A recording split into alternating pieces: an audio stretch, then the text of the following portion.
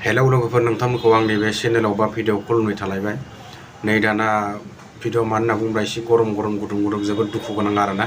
सासे आदाया बुंनाय बायदिब्ला प्रमद बर' आरो फेरेंगा बसुमतारी बिसोर सानैनि माने बेलायाव मोनसे भिडिअ लाबोदों। बे आदाया मा बुंखो जेननायनि दुखु फोरमायदों आरोना। जोबोद दुखुनांथावनि खोथा।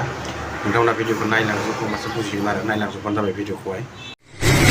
खाम्फा बरगयारिया मोननैयावबो जेननायसै बेस्रा, ओमफ्राय फेरेंगा बसुमतारियाबो मोननै समस्थियाव जेननायसै। ओरैबायदि दुखुनांथाव जेननायसै बिसोरो एकदमबारे बबेबा केन्द्रआवहाय बिसोर गांब्रै गाहामल'खा, बबेबा 10 खान, बबेबा 100 खान, 100 मथामथि 200 हाइस।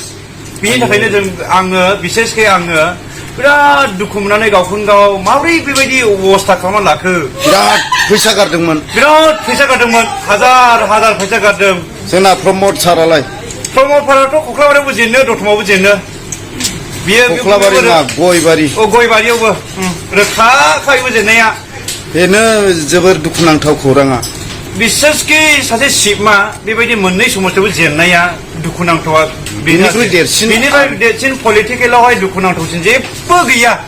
औ, ओरैबायदि आङो गावखौनो गाव सासे जाथिनि सार्थआवहाय आङो दुखु मोननाया बे प्रमद सारनि मोननै समस्थियावबो जेननायखौ आं दुखु मोनसिनदों।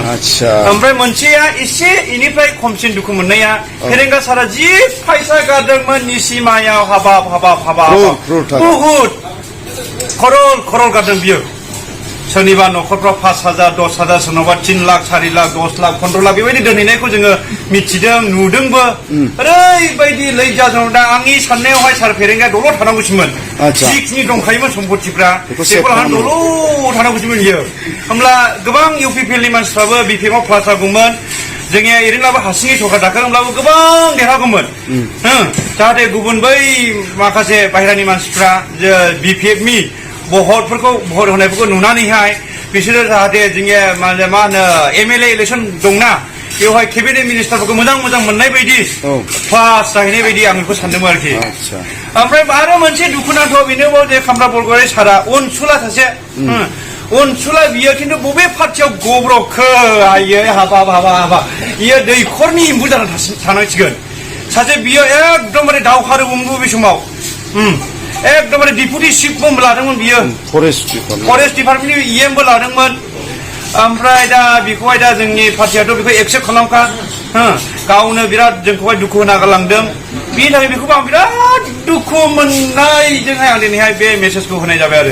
बिनिख्रुइ दुखुनांथावसिन आरो गैला। दुखुनांथाव जों पलिटिकेल होननायावहाय बिनिफ्राय दुखुनांथावसिन गैला, जेबो गैखाला। हिस्ट्रियावनो गैयामोन मोननै माबा मा होनो समस्थियावहाय गावखौहाय केन्डिडेट बहायनानै जेननाय। दिनैसिम खोनाफेराखैमोन आं बिमाजोंनो होनानैहाय। साथाम मानसिया मोननै समस्थियावहाय, साथाम मानसिया मोननैयाव जेनजोबगोन बियो रोखा। बिसोरो देरहाखानाय नङा? औ, बिसोर देरहाया। सासे बिजाथिया मोजांमोन खाम्फा बरगयारिया, खिन्थु बे बिपिएफखौ जोगारनानै थांबाय। बिपिएफनि मानसिया दा बेनो भटखौ होखा रावबो।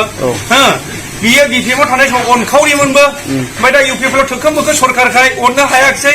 बिनि थाखाय बिनि सावगारियावहाय भटआ गोग्लैयाखिसै आरो। बिनि थाखाय बे जेनगोन।